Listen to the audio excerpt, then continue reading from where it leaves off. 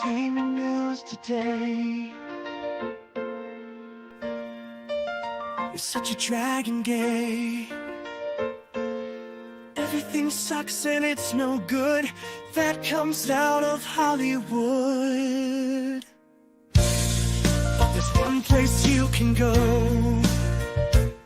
to get all your news and info, and maybe even have a laugh or two. You know it's true. Midnight's Edge after dark is life. We stand for nerds and geeks, we will survive. From Star Wars to Jurassic Park, it's Midnight's Edge after dark.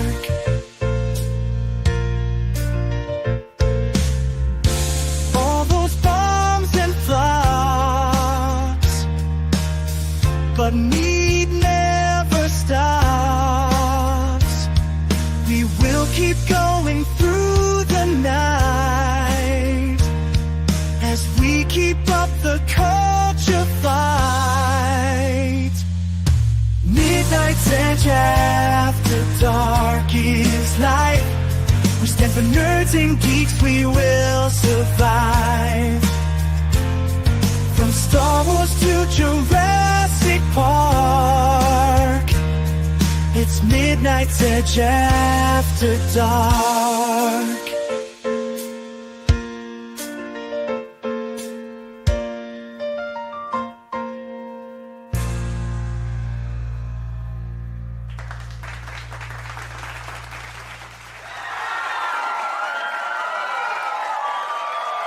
Greetings, everybody, and welcome. It's time for Midnight's Edge After Dark. I am Tom Connors. We got Nick Weiser here. How you doing, Nick? Hey, Tom, I'm doing pretty good. How are you doing? Hello, chat. Doing the best I can. I just saw a movie, and you did too, and I know we may have a couple other gentlemen joining us eventually if they get here on time, but other than that, we're going to talk about Karate Kid Legends. So glad to have you here with me, Nick. Well, it's a pleasure to be here. Thanks for having me, as always. And I feel like this is a very right on the mark type of topic for us, because this is obviously a franchise that you and I are very emotionally invested in. You hit the Italian version, Indeed, we right? are. So yeah, so we're not gonna waste too much time. We got FKHC 2005 sending in $2 to send some Klobby love in. We appreciate that. Woo. Always do. And we miss him. Yes, But yeah, always. so you and I saw Karate Kid Legends at the box office, and we're going to talk a little bit about that. We're going to start off a little spoiler free, I guess, and then we'll probably get into more spoilery talk as we get along here. And I know Script Doctor saw it. He's on his way home, but it's going to be a bit before he gets here, so we'll see if he can make it for the show. But good evening, everybody out there in the chat. I see Tim, I see Jen, I see DK Bones, I see D-Bud in the house, swinging around that wrench, trying to hit everybody in the head. We got Nicholas Horton, Davina Duckworth here. Got Anthem 21X, says they just saw Final Reckoning. It was long. Okay. We got, let's see here. We got Patrick Robinson in the house, Corbin Dallas, rather, sorry. Patrick Robinson, I said that already. Marks 47. And Davina Duckworth as well. We got Rick Johnson. How you doing, Rick? Carl Mueller, and so many more. Thank you for being here. Hit that like button and that share button. Share it out. Let everybody know we're live. We got Darth Maul here, the dead man. Jeremiah Hembry is here as well. How you doing, Jeremiah? Yes, indeed. So, yeah, let's talk a little bit about Karate Kid Legends. So, Nick, big fan of the franchise like I am. This is the technically, I guess it makes all the films now canon in a weird way. So it'd be the 6th-ish film in this franchise, plus a TV show now. So let's get your overall just your overall feelings about the franchise in general, and then kind of your expectations going into this. Well, obviously, I'm a huge fan of this franchise. I've seen all the movies. The only one I ever watched once and didn't come back to was the rebooted one that is now canon. So I guess that's not a reboot anymore. And I think the next Karate Kid, I think I only saw once, not twice. I didn't hate it, but I wasn't really wild on it either. But I do love one, two, and three. Big fan of Cobra Kai. Obviously, I loved how the show ended, even though I thought maybe it went 5 episodes too many. I did love the ending of the show. I feel like it really stuck the landing, and maybe happy no, we had a show that did not have a very divisive ending, and it really redeemed obviously the character arc of Johnny Lawrence for those who obviously had different thoughts on his character arc and their perspective. Now, going to this movie, you know, I was kind of like, what's oh, this title is interesting. Is it canon? Is it not? Because sometimes we put legends. That could be a way of, for some other companies, it could be a way of saying this is like an anthology type of story, its own, one and done type of thing. So I've not looked into whether it is or is not. And if I had to guess, I think it is. Go to this movie. I was just thinking, okay, I have a feeling this is not going to really add anything to the franchise, but I hope it's at least a fun time. I don't really care if this is let's just say it's a predictable movie type. Yeah, there's a very conventional flow to it, and there's definitely some familiar beats. But did I have fun with it considering the familiar beats?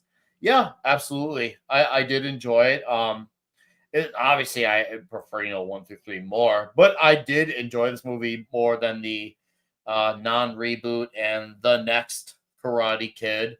So I did enjoy this movie, and I felt like it's good to see Daniel LaRusso again. Obviously, cool to see Jackie Chan again, and I do like how this movie is very quick and to the point. And I like that it was hour and a half. It was in, it was out. So I did enjoy that aspect. I did enjoy the fights as well. The New York setting was sorry, worked, and there was actually no girl boss, and there's an actual genuine romance in here. And it wasn't the girl trying to be a fighter too, like, hey, you have to include me in the fight too. No, she was just a girl who was there for her dad and the main kid. So that was shocking. Very shocking. And I trust me when I say I was counting on it. Not that I expect the series to like subvert our expectations, but nowadays everything seems like, well, if we have a male protagonist out there doing combat, you gotta have the female one too. It seems like that's like almost a requirement. But no, you don't really get that in here. Yeah, I can see why some people maybe like it might be like for them, but I enjoyed it. I had a good time, and I will probably scoop this up on Blu-ray 4K when it comes out because I did genuinely enjoy this movie, despite its let's just say small flaws. Nothing that would take away from like enjoyment or compare it to the other movies. But I enjoy this. Well, yeah, I mean, you kind of gave your mini review there at the same time, or you're spoiler free. So I guess I'll just go with this and say, like, yeah, this basically, in my opinion, made the fourth Karate Kid a little bit better and more relevant. At the same time, I didn't hate the movie, but I mean, we talk about all the time why movies don't really need to exist, which is true. Like no movie needs to exist. But like on the scale of movies that nobody asked for and did not need to exist, this falls in the category of definitely didn't need to happen. No, definitely did not. Even though I'm glad we got it. I'm glad you liked it. I'm sure some people will. I am so mixed on this, mostly negative. I mean, it feels like a third of the movie's on the cutting room floor, although you're not wrong that the running time does help overall, but I even kind of got antsy at some points going like, what is this movie trying to do? And I'm still not even sure of the direct answer because it feels like it goes against so many things that the Karate Kid stood for. And we'll get into that maybe a little bit more in spoilers. I mean, I didn't hate the new kid, but I didn't really like him so much. Like, I didn't really feel like he had major charisma or anything like that. he definitely didn't have the charisma of like you know, the kids on Karate Kid at all. And the charm and the humor of Karate Kid is completely gone. And Cobra Kai, I mean, sorry. All that's gone. It's at its core basically just a remake of the Karate Kid.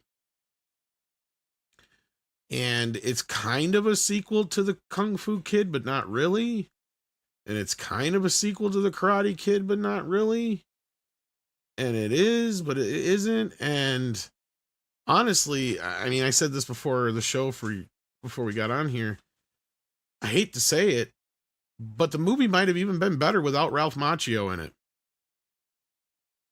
Because his character is just kind of like everything you've heard about him coming in later in the movie and shit. That's totally true.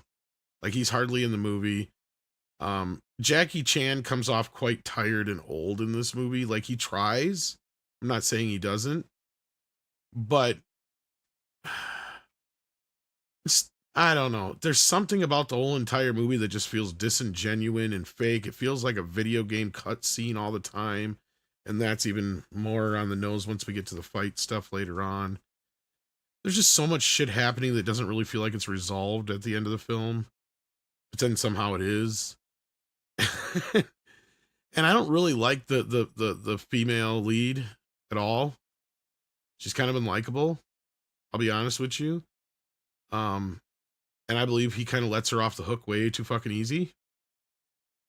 And her little bullshit that she gives her in that one scene. Like, anyway, there were so many little things that started piling up and pissing me off as the movie went along. Because the first half of the movie or so isn't that bad. And then when you think the movie's going a completely different direction, it takes it right back around to Karate Kid again. Which kind of works against it, in my opinion. Some people will enjoy it. You're not wrong. You know, in fact, I feel like the secondary story with Joshua Jackson's character as the pizza guy as his new girlfriend's dad. I thought that was the better story. I thought that's where this film should have went. But we'll get into that more as we get into spoilers. But yeah, I'm glad you liked it. I liked certain elements of it. I didn't find myself enjoying it nearly as much as I was hoping I would. But I went in with very low expectations. I, of course, am a huge fan. Everybody who knows me knows I'm a huge fan of the franchise. So yeah, I mean, I wish I could say better things about it, but I can't really say much more than wait for streaming at this point. I can't really recommend the money spent on this in the theater, but you do. So, I mean, I guess it's a mixed reaction on that. Yeah, I was looking at some of the IMDb reviews online, and it seems like I'm seeing a lot of 6s and a lot of 8s. And that is really interesting. I personally would probably put it, for me, I probably put in like 7.5. I did enjoy the action. I didn't get the whole Jackie Chan looking tired. To me, it just seemed like Jackie Chan in a senior-based role. And I actually was fine with Daniel LaRusso being brought in late in the game. I actually thought that was very well placed. And to me, I felt like I didn't want to sort of become reliant on that. That should be bringing. I kind of found that insulting, Nick. See, here's where I'll tell you why. I'll tell you why I kind of found that insulting. Because it makes no fucking sense, the shit they add at the beginning of the movie. For those who don't know, this is right away in the beginning of the movie. They start off with the scene from Karate Kid 2, where Miyagi is explaining the history of Miyagi family karate, how it came to Okinawa. And then they add this bit where somehow, some way, convolutedly, they went to Japan and learned from one of Jackie Chan's ancestors karate. You know, they say Japan in the movie. That's what throws me off. Maybe. Oh yeah. No, I think they did say Japan. You're right. I know, right. And then it's like, wait a minute. And then we jump to China here, and I'm like, this is so convoluted, it makes no sense. And that's kind of the way it feels throughout the rest of the movie. Mm-hmm. Just the tangential connection between the two, and this is why I feel like the movie would have been better served had Ralph Macchio not been in it at all. And it just would have been a sequel with Jackie Chan's character and this kid. And then honestly, I don't think Jackie Chan should have been in it all that much outside the beginning and the end. And what I mean is, like, the Joshua Jackson, like, they have, okay, now we can probably get into a little bit of spoilers anyway, because it's like 15 minutes in. We've given our basic feelings. So the movie starts out, and it's Li Fong, who's who's in China with his mother, played by Ming Na Wen, and they are related to Jackie Chan's Mr. Han somehow. Even though I didn't realize he had any more family from the last Kung Fu Kid movie, because it didn't seem like it.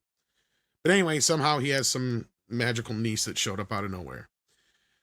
So she's a doctor, and she's moving to New York, and of course taking Lee with her, and you even have the direct scene of like, did you even think to ask me if I wanted to move? Like, it's almost like a remake of the original plus a mix of the remake of the remake. Because there's certain elements. It is. It's kind of weird how it works. Because then it becomes a reversal, flipping it on its head thing.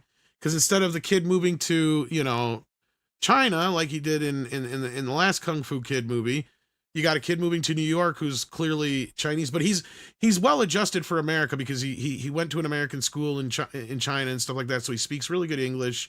I mean, he doesn't get all the colloquialisms and all the ins and outs, but he's not as vulnerable as Daniel is, even going from Newark to the Valley. It seems like, it feels like here. And I mean, I guess I got to give him credit that they don't. I mean, even though the kid's little, they don't make it. They don't beat the hell out of. If anything, the sad part is I started thinking, shit, Jackie Chan and Ralph Macchio are beating this kid up worse than the fucking bullies ever were in the movie. Like, because he only gets like a black eye and a punch and a kick in the face, I think, by the end of a few kicks in the face. But like Jackie Chan and Ralph Macchio are beating the hell out of this kid. I'm like, they're going to give him a concussion at some point.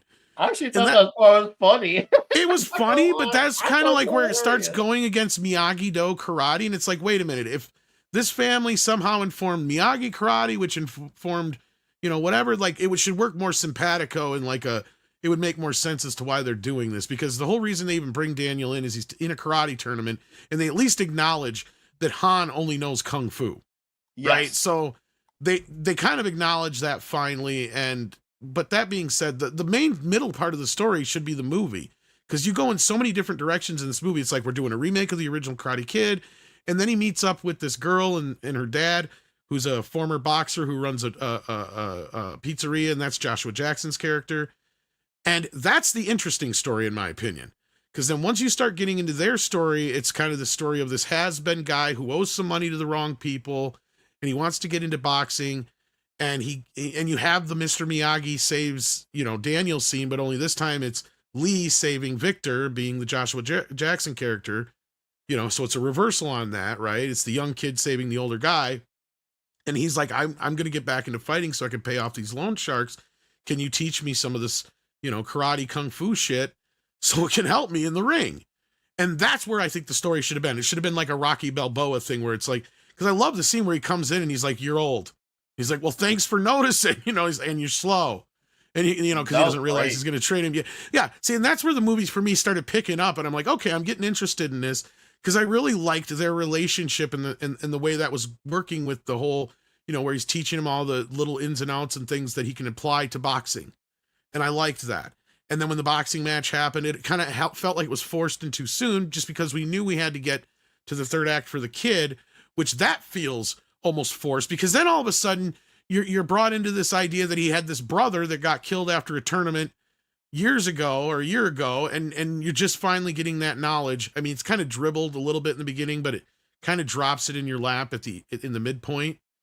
And then from there on out, that's why supposedly Lee's all like this way, and Ming Na Wen doesn't want him to fight and all this other bullshit, and he decides he's got to fight for himself. And they get into this Five Boroughs fight, where we have this other character who's your Johnny for this movie, played by Aramis Knight. I've never seen this kid before, but it's Connor Day, I guess is the name of the character. And he's like, you know, your bad boy of karate type character. And it gets so cliche that even when we get to the Five Boroughs tournament, you literally have like video game graphics on the screen, guys. So this shit is true that we've heard out there. And I was hoping half the shit I was hearing wasn't true, but it is. And look, I'm glad you liked it, Nick, but the more I think about it, I'm even maybe going to drop it to a 5, because it just feels so unnecessary. And it almost felt like a tease when they take us to the rooftop and there's the pigeon cage there. I'm like, wait a minute, is that kid Julie's kid? And Julie's going to come into this and they have the 3 teachers? That I would have loved. That would have been like, okay, now you're finally bringing this all together. Karate Kid Legends makes sense. If you're going to do this thing, then just fucking do it. And it just felt like a missed opportunity there too. But I mean, the final fight didn't really seem to add up to much more than, any typical fucking fight in these Karate Kid movies. It just didn't seem to have the heart or the reason. To me, I don't know. I'm getting even more, like I said, upset about it the more I think about it. See, The only good I thought about it, and I don't get the more I think about it. Like, I don't get that out of it. For me, I thought about it, and I didn't expect to get like, obviously, what's her face, Hillary Swank. I didn't expect any of those type of big appearances. I actually thought at most we were just gonna get LaRusso, and that was it. I had it because especially any thoughts that I have of maybe there being someone else probably went away at around 10 minutes. And I was fine with that. I feel like this was trying to, tell its own story without dragging too many characters. And I'm fine with that aspect. I would like for you to add the characters who you feel like need to add most, not add 800 other characters. Because as much as I love, I think season 5 was my second favorite season of Cobra Kai, with 1 being my first favorite. My one issue with the later seasons, and this is not like an issue that ruined the enjoyment of the show for me, but definitely something that was like you could do without this. The amount of characters that the show is adding on top of and on top of and on top of and on top of. So I liked the leanness of this show, and I felt like there was a back to square one with these few characters. So I was good with that. I mean, I agree with you. Most people are going to probably be like, yeah, it was all right. I didn't hate I it. could see that. I mean, it's not like it makes any major extreme sins or anything. It's not like woke or anything like that. None of that even shows up in it at all, really. I mean, not really. sure, Not you at have all. black women in every fucking form of authority you can in the movie, but outside of that, I didn't really see it as overtly woke or anything like that. And like I said, I kind of dug on how it was kind of trying to flip the table on certain things, kind of like how Cobra Kai did. But in this way, it was flipping around, the young and the old side of things with the guy wanting the. But then, like I said, they got lost in the shuffle of the film as we get along. I almost feel like the movie would have been better served if it wasn't about this kid fighting, but more about this kid teaching Joshua Jackson and then him saying, well, I need more help than I can give you right now. And that's where he calls in like Jackie Chan.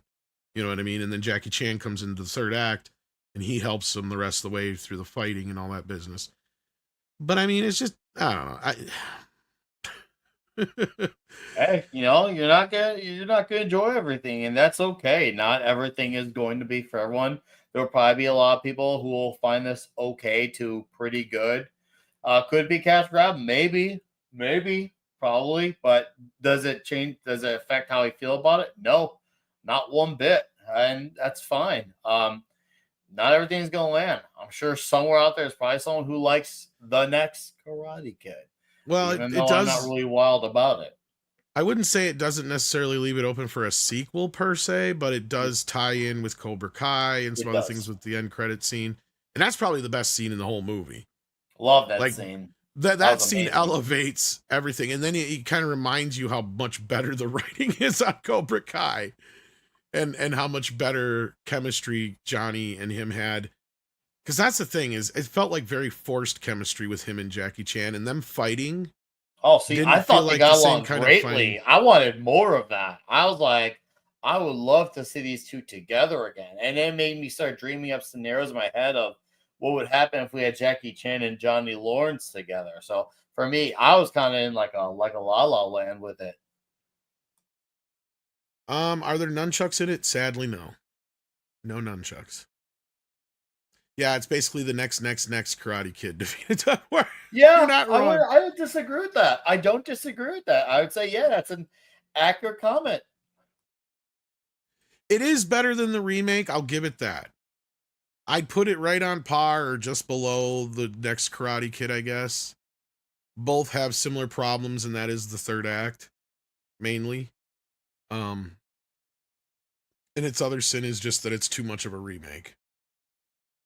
I mean, other than that, Oh, it yeah. felt like they It were definitely has forcing in familiar scenes beats. just to make it feel like a remake. You know what I mean? It had a lot of familiar beats, and there's a few things that flipped around just so it wouldn't be called a shot for shot remake. But yeah, it definitely has a lot of similar beats to it. Absolutely. I don't. That's something that I don't disagree with. It has a bit of a whatsoever. Force Awakens kind of feel to it in some ways. That's what I was going to Yeah, I would say it a little bit does. But to me, far more enjoyable movie than Force Awakens. I feel like we definitely have. I feel like we definitely had more of a proper character arc with Lee rather than Ray. I feel like Lee, we actually had something for him to fight for, and unlike Ray, Ray existed to be a strong woman character. Lee had, well, yeah, he had quite a shit hand dealt to him, and he redeemed a lot of it. And even when he had a shit hand dealt with it, things went even worse for him. And he found was able to have his redemption arc towards the end of it all. I mean, if anything, I mean, you said it. Do you mean it had too many characters in the movie, or it didn't? It didn't. No, feel like it had no, too I many? like that it was lean on characters. I had a core of characters, and those were the primary focus because like Cobra Kai, like as much as I love season 5, as I said earlier, it's my second favorite season of the bunch. My one minor issue with the later seasons is the overabundance of characters. Those characters who you didn't need to have for the show. But once again, it did take away my enjoyment. But it's one of those things where you could have taken some of the characters out and really would have not affected the show much because they went crazy adding characters in starting season 3 or 4. Like they went bonkers with it. Once again, made for some great fight scenes. I'll definitely say that, but See, this is was where I not disagree a essential. little bit because I Okay. feel like adding in I feel like if I would have cut anything, it would have been the Connor storyline.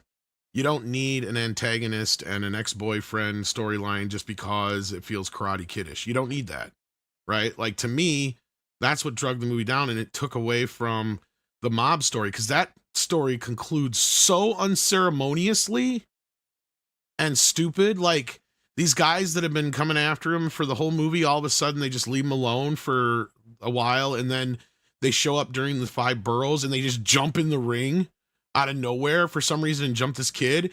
And then they all come in and kick his, and it feels so unceremonious when it should be like one of those major scenes in the film, right? Oh, see, But I felt the impact of that. For I me, didn't. I that. felt like it felt very tacked on and like in the very wrong place of the movie. It should have been one of those situations where the guys show up and Han and Daniel get a gist of what's going on, and then Han and Daniel take care of those assholes. That's what should have happened. And it should have happened off the mat. Why it happened in the middle of all that made no sense to me, because then all of a sudden at the end you get this tagline on that basically insinuates that I guess that the kid paid off the fucking debt. Evidently, they don't really specify. I'm glad they didn't go into that. The last thing I want is to have 5 other endings. But that's I my mean, point, though, Nick. Is I that don't- we should have don't been the need fucking movie? It was Nick, the though, movie. that We should have know been that not the really. money. We know that he won the money. We don't need to see him exchange it to the people. Yeah, would have been. Well, would it that's hurt not the exactly movie? what I'm No. talking about, though, Nick. That's not what I'm talking about. Like, because Okay.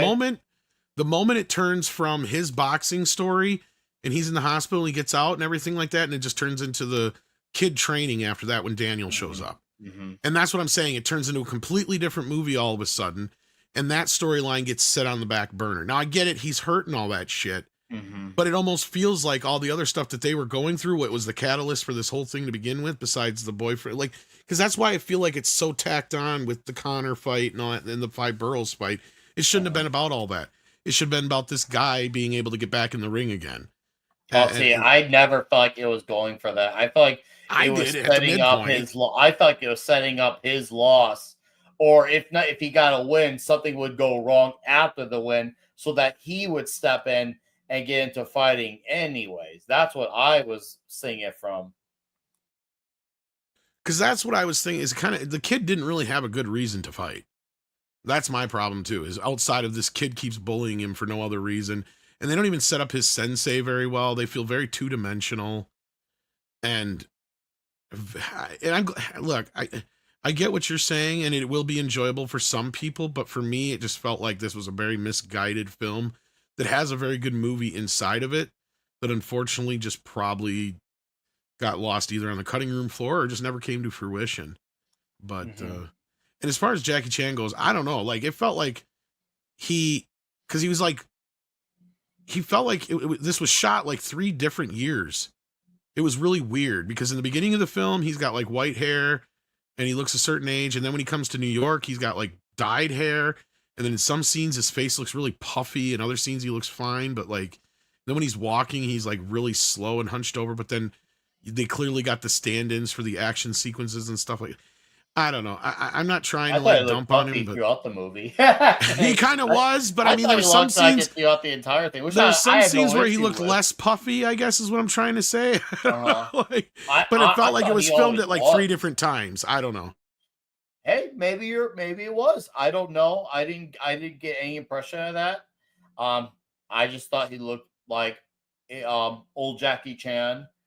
He definitely aged looks up, old. So Yeah. who knows? But I was fine with it. I was entertained by his part, very entertained actually by it. I liked his dynamics with LaRusso. I thought they had great banter back and forth with each other, and it was nice. And I like that we didn't have to rely on them for him and LaRusso to have 800 fights to carry the movie, because we need to have Lee be the main story, and we only have one major encounter where LaRusso and Jackie Chan get involved, and that was obviously once that one fight broke out. I was very okay with that. For me, that was perfectly placed.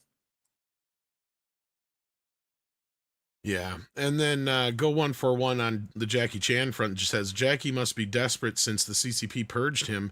He hasn't done well. Don't have much pity for him. Be a member is selling your soul to the devil. Yeah, well, it sounds like he's thinking about Rush Hour 4 anyway, but the other thing I call bullshit on is the whole like, oh, they did an open casting call for this kid, because this kid's been acting for a while. And that's why I call bullshit on that. Because he's not bad. I mean, he's not bad, but I don't know if I'd say he's charismatic enough for like the secondary character, but not for the main character. But I did feel like he kind of owned it more so. And like I said, that middle part where it started kind of taking off for me personally, it just felt like it went into a whole nother direction after that first fight with Joshua Jackson. And then they bring in Jackie Chan and LaRusso, and it just kind of starts feeling like we're doing this just because we have to. I don't know. But that's just me. What do you guys think about it out there? I'm curious if you got a chance to see it, how you felt about it. I was hoping we get Script Doctor in here pretty soon. He should be here before too long.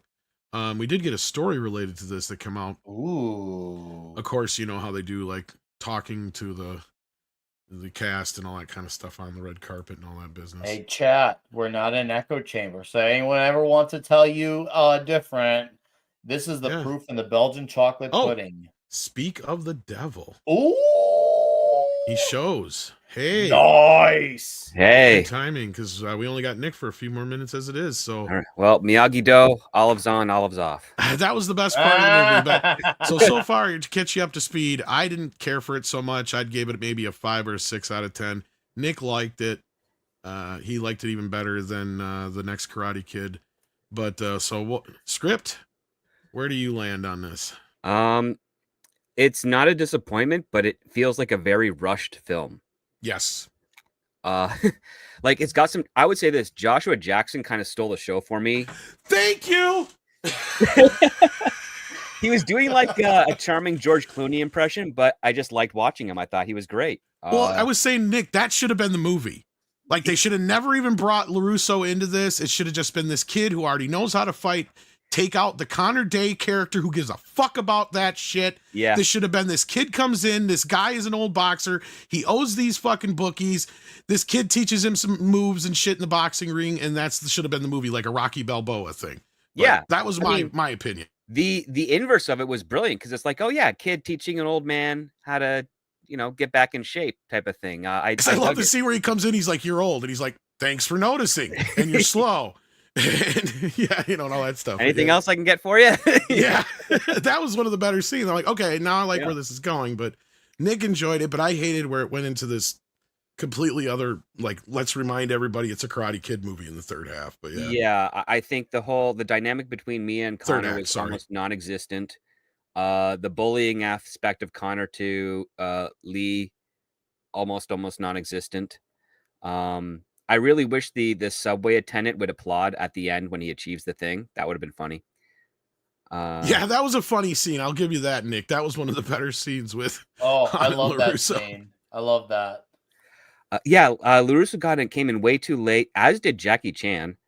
I felt like that whole, like the first act kind of dragged. The second act was a little bit better. But yeah, this was I mean, if you like Karate Kid, you can enjoy it. It's not the worst of the Karate Kid movies. I think the remake by far. The remake was bad. Yeah, the Will Smith son one, not great. But this one has a lot of charm to it. Like that's kind of what is the saving grace I'd give it, is that some of the actors and the characters and what they're able to do and given is wonderful, but it feels like they're trying to pack in way more story than what a 90-minute movie can allow. Right. Well, that's what I was telling Nick, is it feels like about 30 minutes of this wound up on the cutting room floor. At least, yeah, because I felt like there was no real stakes for Lee's character, and I think his older brother's subplot was a little too it was a little too melodramatic for what was needed to be going on here. I didn't even feel like Lee had an arc the same way that LaRusso had, or even Hilary Swank's character. So yeah, this it's fun enough. If they did a follow up to it, I wouldn't be groaning, because I like the kid. The kid was not bad, but no, I would say this. This should have been, as you said earlier, Tom. It should have been the kid teaching Joshua Jackson how to reconcile his boxing skills with new martial arts, so that he could, be a contender as a guy that's pushing 50. Right. Because that would be a nice, interesting story. I also was a little bit confused on the relationship between Jackie Chan and Ming-Na Wen's character. Were they siblings, or was he her father or uncle? Don't know. Not father, I don't think. Maybe uncle. I think it's uncle. I heard uncle. But I heard uncle in the movie. I think it's like a distant uncle, because like that was my understanding in the Karate Kid remake, was he didn't really have any family left, because like that's his whole thing, is he loses his wife and kid in a car accident, and he doesn't really speak like he has any other family to be a part of. You know what I mean? Like says they're siblings. Yeah, because I heard uncle at one point, but I also heard grandfather in another. I'm like, whoa, which is it? And if they are siblings, you can't rewind to go double check. Yeah, if they are siblings, that makes sense that it would be his uncle. Yeah, but he seems way too old to be her brother. That's the fucking. But you gotta remember, she's also old as shit, but hasn't aged for the last 40 years. Ming-Na Wen, you're not wrong. She's like 60. Well, I'm gonna 60. True. She's not gonna age for another 20 years too. True. That is a good point. I mean, you got a point there. That is not. But I mean, I love that Dawson Duck scene, like his whole thing. Sorry, I know it's Joshua Jackson, but I call him Dawson Duck. I mean, he was kind of. I didn't even know he was in the movie. I don't like him or hate him or anything like that. I grew up with him in like the Mighty Duck movies and knowing him from Dawson's Creek and stuff. But his character, because I agree with you, like that's where all of a sudden I'm like, wait a minute here, now they have something of a Colonel that they didn't have before. Yeah, it was the best new thing to the Karate Kid franchise here. And I like their camaraderie and their relationship. And I mean, I didn't dislike the girlfriend until her thing with Connor, because I'm like, she explained her way out of that way too easy. She was being way too chummy with him, because they were trying to do the scene like they did in the Karate Kid, where he sees her and then he smacks her. Smacks her. She smacks him after the fact. Yeah. But they didn't even show us anything like that. And she doesn't even really, she just says, oh, I told him I'm with you. And it's like, you didn't quite show, like you weren't sending him those signals where we saw it, where there was at least some room for misunderstanding in the Daniel scene where he sees Johnny and, what's her face, Allie dancing. Yeah. Yeah. I mean, when she was doing that monologue saying about making mistakes, I was really hoping for Lee to say, in Beijing, we call that being a woman. Yeah. As just a joke, an icebreaker. And then, but I kind of hated her from that point on. I was like, yeah, you're a little snake in the grass. Sorry. Yeah. They did like, basically you're like, I want to see, I think it was Victor was his name, Joshua Jackson's character. And the kid, I want to see them become like the best friends of Miyagi and Danny LaRusso, because I like those two together a lot. And I liked the scene where they had the reversal. Like I told Nick, like I said, like they had, instead of Miyagi saving Daniel, like he did against the Cobra Kai kids, you had him come in and save, you know, the other guy, him from the mob guys, even though he's fallen on his ass through half the scene. You know, that was just the setup that he still needs some training, which I thought was stupid. Which is that he's good, but he's not an expert type of thing. Yeah, which I didn't like that. They should have just let him be an expert. He's like been raised in this shit, and it just has happened that his mom moved and got a better job. Yeah, and if you pulled out that Connor stuff, because when you see him get smacked and then knocked out by Connor at school, and then the next scene you see him fight off these 3 adult men, mob bosses. It's a little unbelievable. It's a little like, this is weird. But I did like Joshua Jackson's joke when he's like, "I came out here to save you from this crap." You end up saving me. Yeah, and that's what I'm saying. That's where the movie turned, and I thought I liked it, and then all of a sudden, when that storyline came to an abrupt ending because of how they ended that, yeah, him being basically thing was pretty. Yeah, and then it's like, okay, now we're getting back into the kids' story again, and it's like we kind of already. I don't know, and Nick liked it, and I get where you're coming from, Nick. It just to me There's that last, no, he's right. Yeah, that third act just felt too much like, oh, we got to remind people that it's a Karate Kid movie again. It's like, no, you had enough of that element already with Joshua Jackson and you know the other kid. I thought that was I would have liked this, like, instead of the Karate Kid as a story about him trying to fight off a bully. It's about a kid who knows how to fight off a bully helping a guy who never learned to not only fight off the bully but save his business that he needs to save. Like, I would be great if out the of shape too. The shop was like, it needs to be saved too. Like, you got the regulars that's keeping us afloat for now, but this loan shark's on my butt every week, and there's a chance he could. If he kills me, then my daughter doesn't have a father, and if he takes the store, then my daughter doesn't have a future. And stakes, things that are great, and but intimate. And I was just, as soon as they kind of ended that abruptly and he goes to the hospital, I'm thinking, oh great, now he's got this medical bill that he's not going to be able to afford either. Well, his mom's a doctor, so she's got. Are you talking about? You mean Joshua Jackson? Yeah, Joshua Jackson, right? Yeah, that's true. I mean, unless he has insurance, you're not wrong. Insurance for getting beat up in a boxing ring. I don't know if insurance will qualify that. That'd be I mean, I think you have to have insurance to be able to box, but yeah, you're right. You probably have to pay a special kind of insurance, but yeah. But I will say, like the first half of the movie, even though Act 1 kind of dragged a bit, as soon as you got Joshua Jackson coming in there and he makes fun of him for the stuffed crust stuff, which I thought was great. It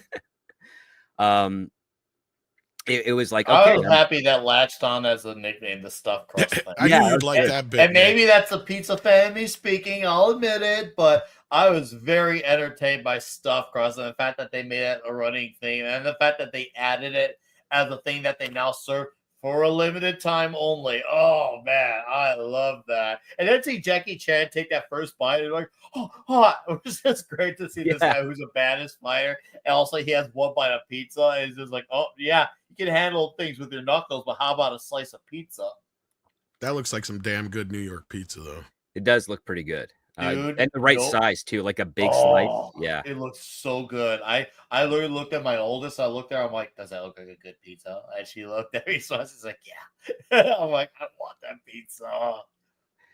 Yeah, I will say the editing of this was a little odd too. Like some of the transitions and then the overlays of various animation and stuff. It felt. You know what they were trying to do? Yeah. You know the vibe I got out of this, because they even call him the Chinese Peter Parker. Yeah, they're trying to do Spider-Man No Way Home. Spider-Verse. Well, that and Spider-Verse more so, but yeah. Yeah, I thought that just felt a little out of place in my opinion.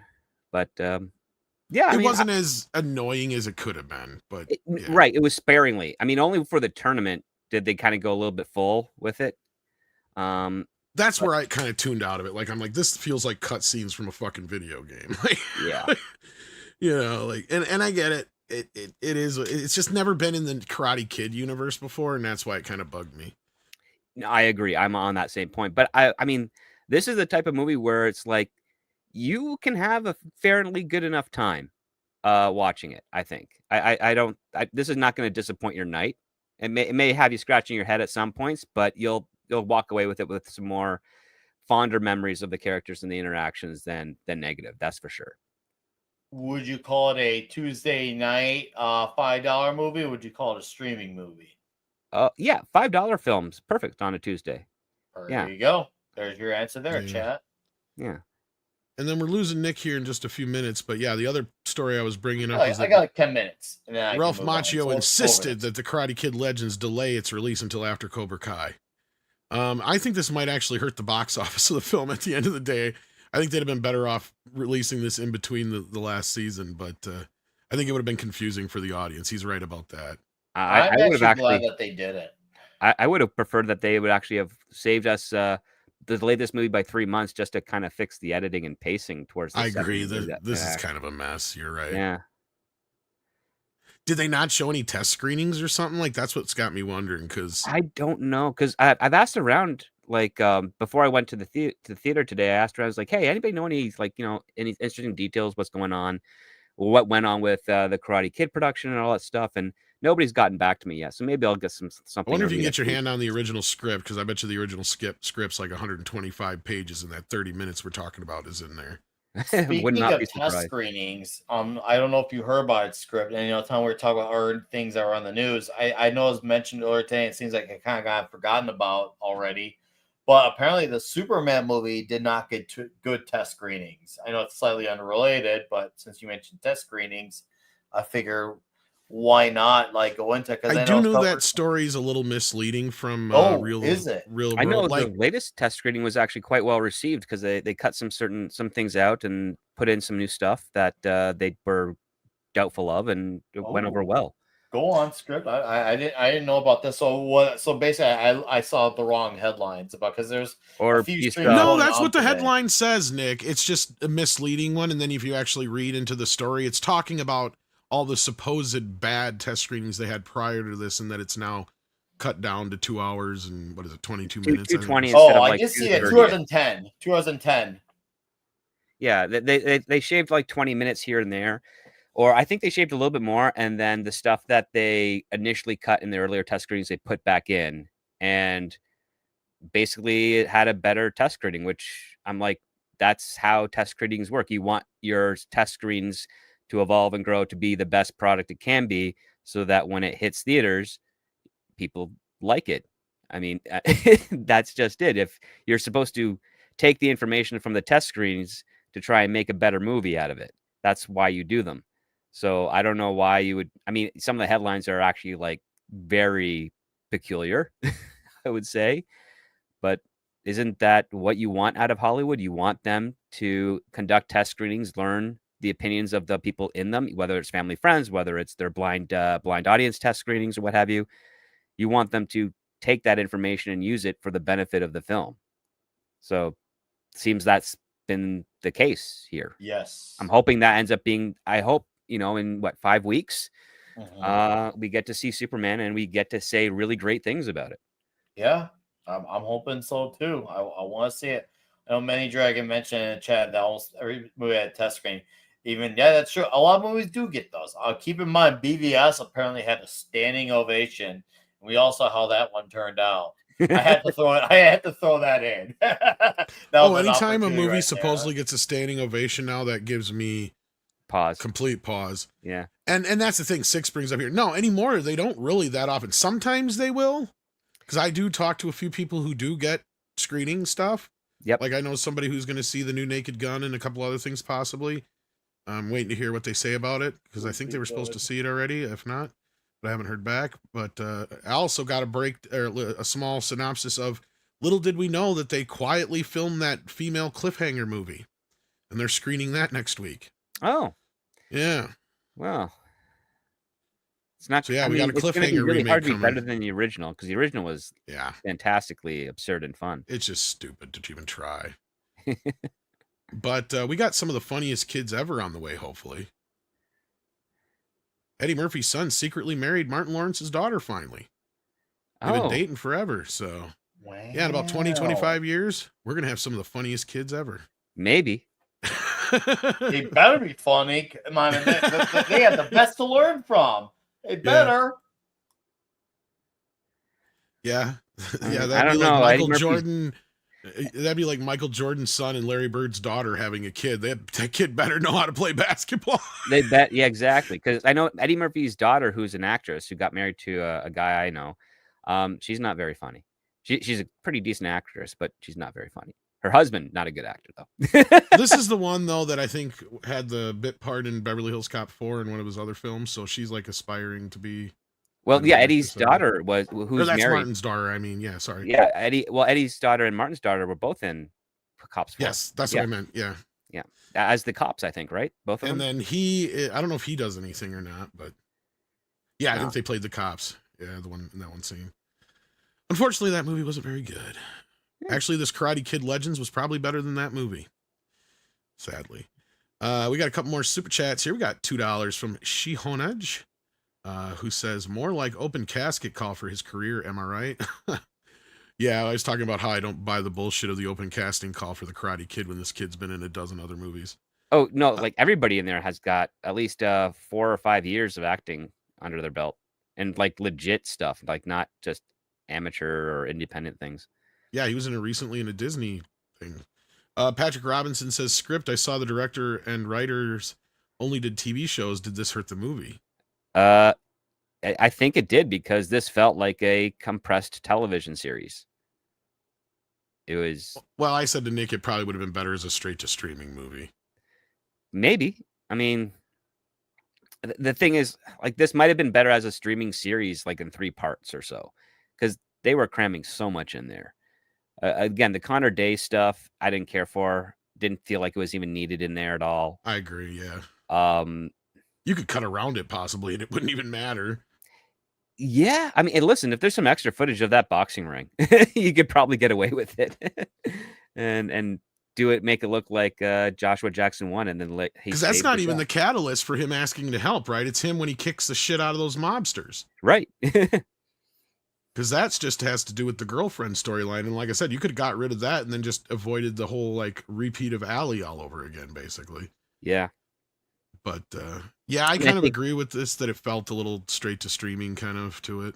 And I think because those writers were TV writers, and listen, writing television is very different than writing feature. Feature, you're focused more on the initial simplicity of the plot and the characters to drive it through. With television, it's all characters and plot is kind of in the background, and the characters are driving the exploration of their story episode over episode, while that singular plot, especially on a streaming series, that singular plot is just the thread that connects all those character moments until you get to the climax.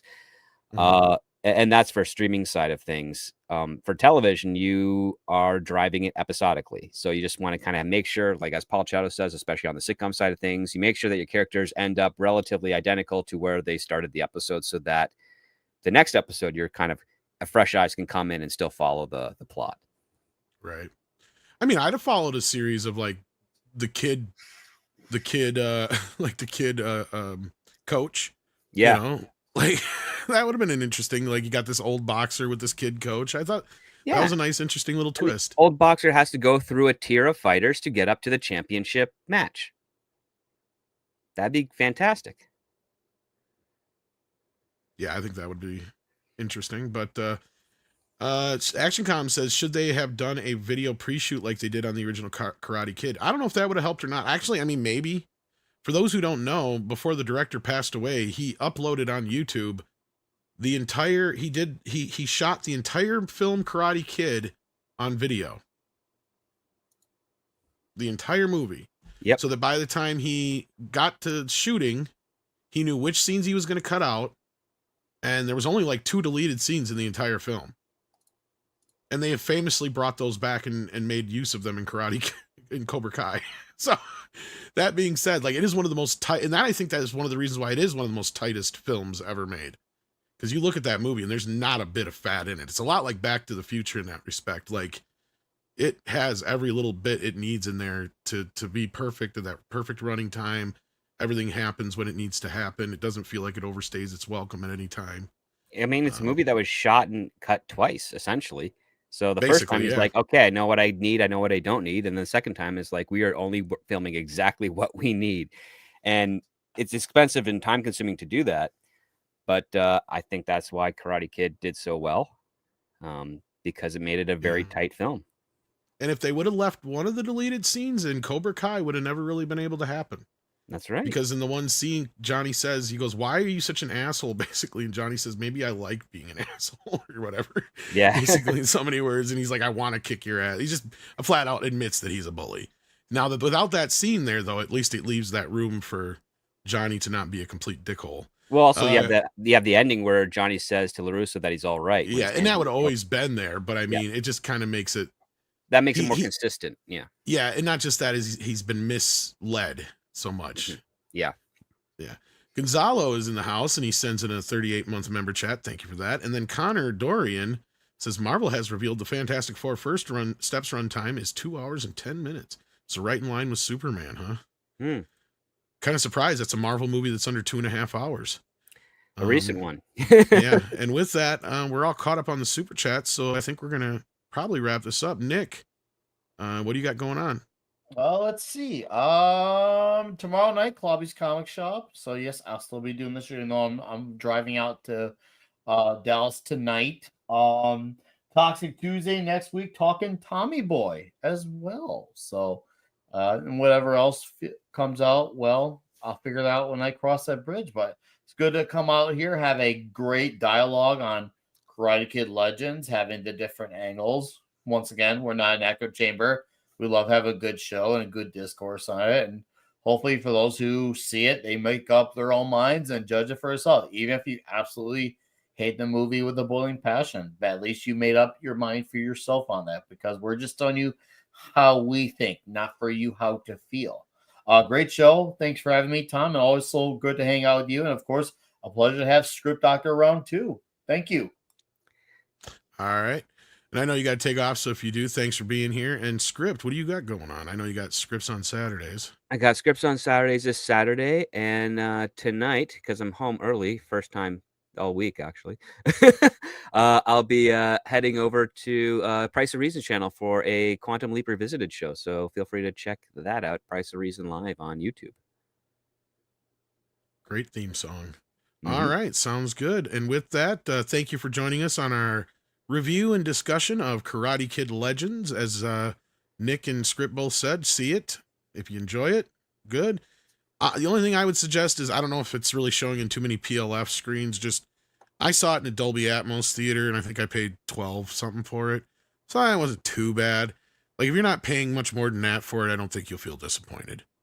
So I would just say not to spend like $20 to go see it in like an IMAX or something like that if it happens to be playing. Well, AMC has those discount days right on Wednesdays. Yeah, now? Tuesdays, and I think it's Tuesdays. And also, if you see it earlier in the day too, that does work to your advantage. I only spent $8 or $9 a ticket on my end, $8 or $9, so easy to afford.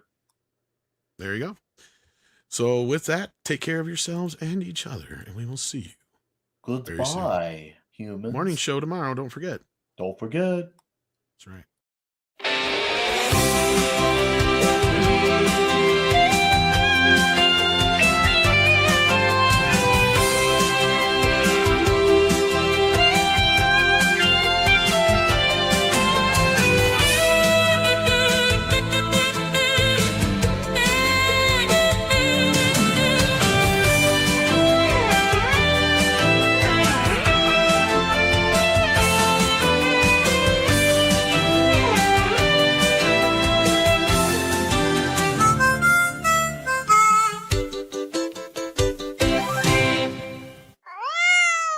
Cute kitty.